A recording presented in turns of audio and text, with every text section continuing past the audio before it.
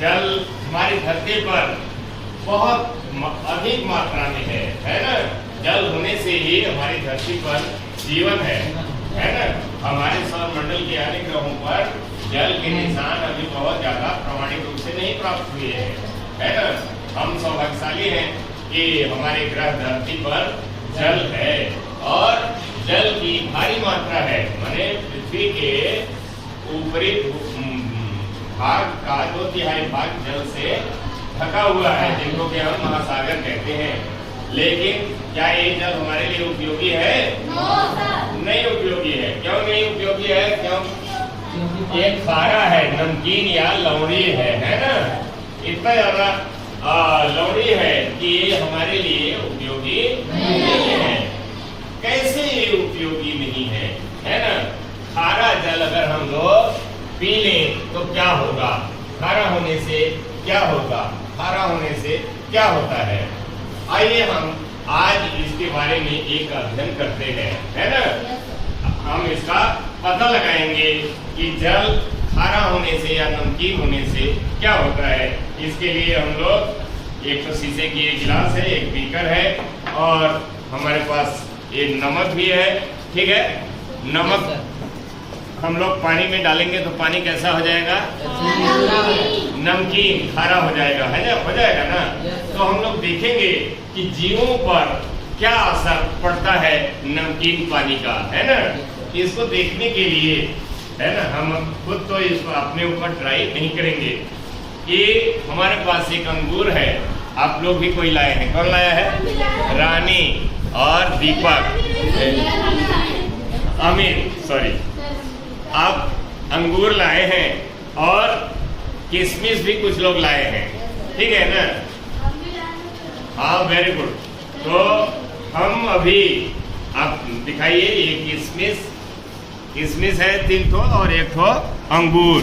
हम लोग ये किशमिश किससे निकलती है? ये टेबल से,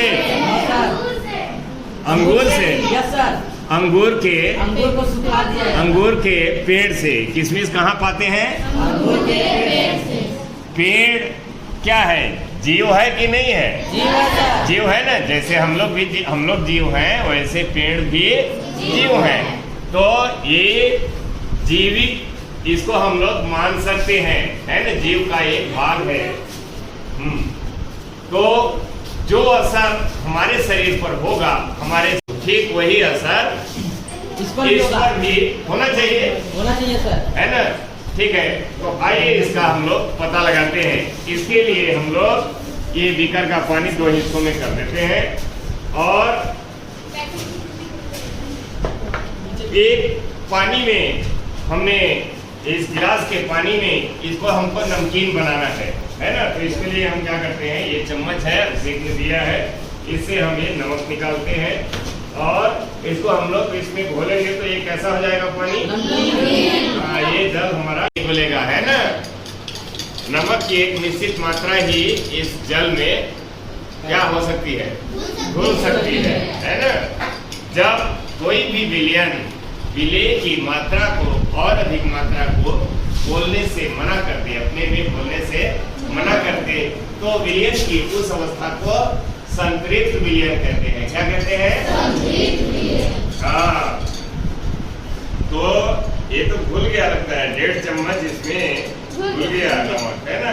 तो ये हमारा विलयन अपने एक्सपेरिमेंट के लिए तैयार हो गया है, ठीक है। ये हम अंगूर लेते हैं, क्या है ये? हाँ, इस अंगूर को हम इस नमकीन या लवणी या खारी जल में डालते हैं। हम लोग कुछ देर रहने देते हैं और देखते हैं कि क्या फर्क पड़ता है इस लवणी जल का इस अंगूर पर, है ना।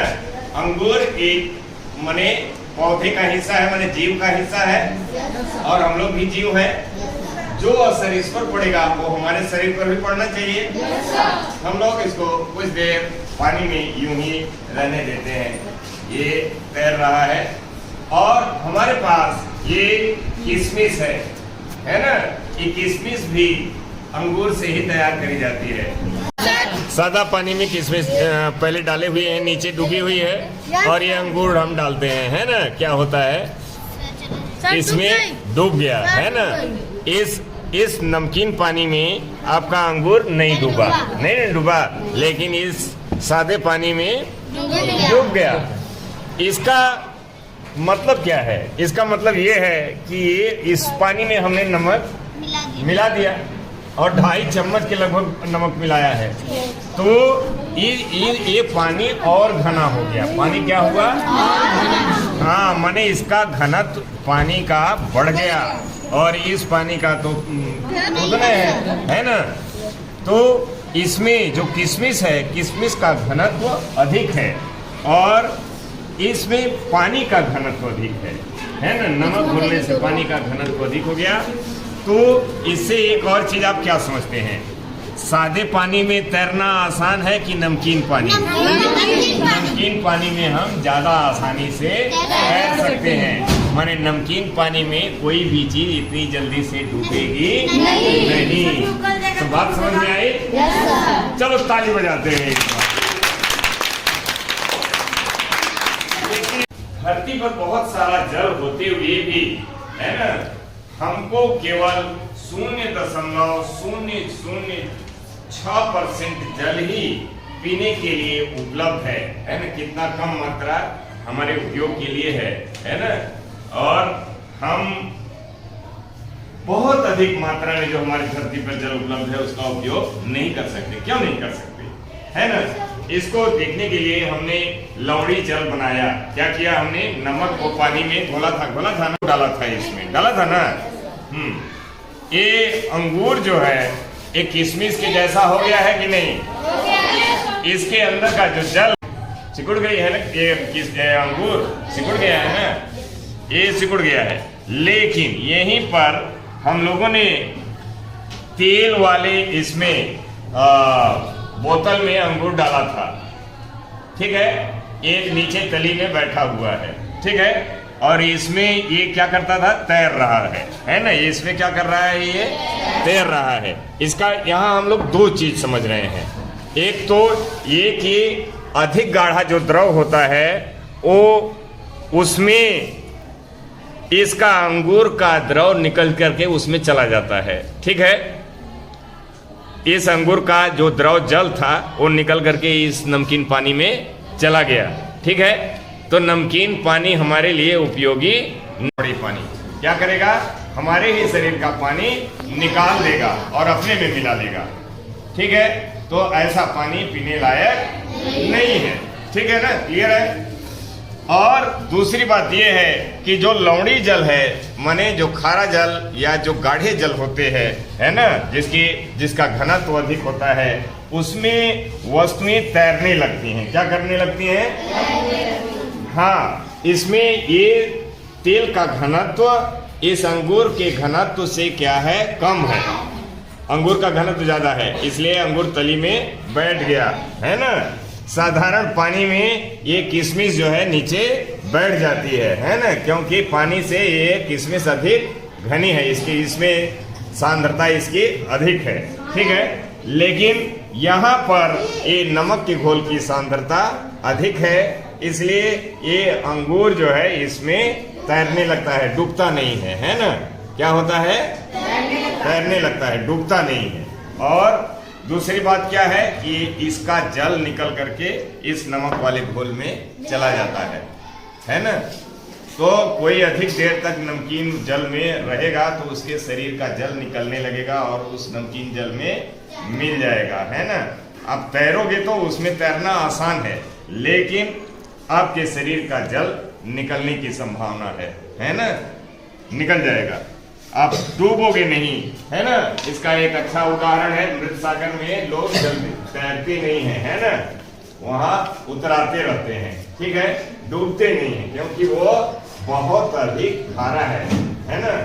बहुत अधिक खारा होने के कारण उसमें लोग नहीं डूबते हैं। निष्कर्ष देखा कि लवणी जल अंगूर को, है ना, अंगूर से जल को बाहर निकाल देता है। अंगूर ये भी जीव का भाग है ना, पौधे जीवित होते हैं, तो ये उसका एक हिस्सा अंगूर भी जीवित है, इससे जल बाहर निकाल देता है ना। तो अगर किसी भी चीज जीवित जीव से जल निकाल दिया जाए तो वो जीव मृत हो जाएगा, क्योंकि सारी जैविक प्रक्रियाएं जल की उपस्थिति में होती हैं। कम घनत्व वाली वस्तु ऊपर तैरती है, जिस वस्तु का घनत्व कम होगा वो ऊपर आ जाएगी, है ना।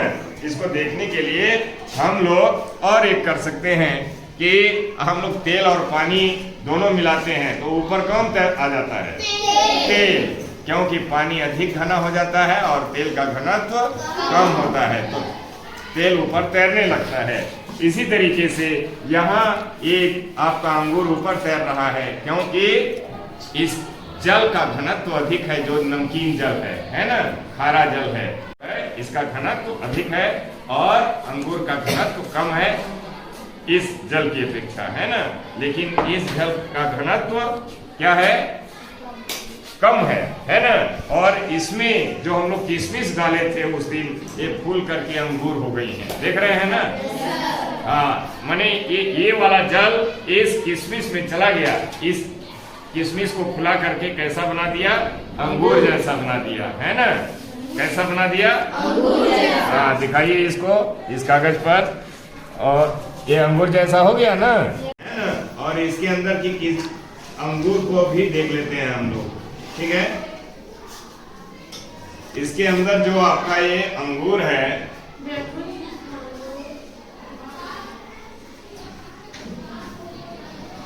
ये अंगूर देखिए एकदम बढ़िया गोला गोला फूल गया है ना। इसका मतलब ये है कि ये इसके अंदर का द्रव अधिक गाढ़ा था, है ना। जो इसमें कहीं कहीं तेल जो पतला था वो इसमें आ गया और इसको एकदम गोल मटोल कर दिया है, देख रहे हैं ना। पूरा ये देखो एकदम गोला हो गया है और फूल गया है अंगूर, है ना। ये कहीं ये तेल इसके अंदर समा गया, आया, घुसा और एकदम गोला कर दिया। छू करके देखेंगे, छू करके देखिए, एकदम टाइट लग रहा होगा, लग रहा है ना, माने तेल इसमें घुसा है, ठीक है। अब इसमें हम लोग एक और चीज कर सकते हैं, क्या कर सकते हैं कि इसमें हम तेल डालेंगे और इसमें नमक को घोलेंगे, तब देखते हैं कि क्या होता है ना। तब ये जो तेल है, ये आपका ये तेल जो है ये अधिक घना हो जाएगा और किशमिश क्या होगी आपकी, और उसके अंदर का जल कम घना हो जाएगा, है ना। माने उसका घनत्व कम हो जाएगा और इसका घनत्व हम लोग बढ़ाते हैं, तेल का घनत्व बढ़ाते हैं नमक घोल करके। तब क्या होता है ये देखते हैं। अभी ये डूबा हुआ है ये अंगूर, है ना, इसमें हम लोग नमक डालेंगे और कुछ दिनों के लिए रखेंगे और तब देखते हैं कि इस अंगूर पर क्या असर पड़ता है। ओके, आज के लिए इतना ही। होते हैं अधिक सांद्रता वाले जल होते हैं, उसमें तैरना तो आसान है, उसमें हम डूबेंगे नहीं, लेकिन उनका सेवन करना या उसमें अधिक देर तक रहना खतरनाक है, क्योंकि हमारे शरीर का जल निकलने लगेगा और उसी में मिल जाएगा। क्लियर है? हमारे धरती पर बहुत सारा जल है, लेकिन हम उसको उपयोग नहीं कर सकते किसी भी चीज में, है ना। सिंचाई वगैरह में भी उपयोग नहीं कर सकते, क्योंकि पौधे भी तो जीव हैं। अगर वो पानी हम डाल देंगे खेत में तो सारे पौधे हमारे क्या होंगे? मर जाएंगे, है ना। वो समुद्री जल या लवणी जल हम लोग उपयोग नहीं कर सकते, किसी काम के नहीं है। दैट्स ऑल, यही समझाना था। Thank you.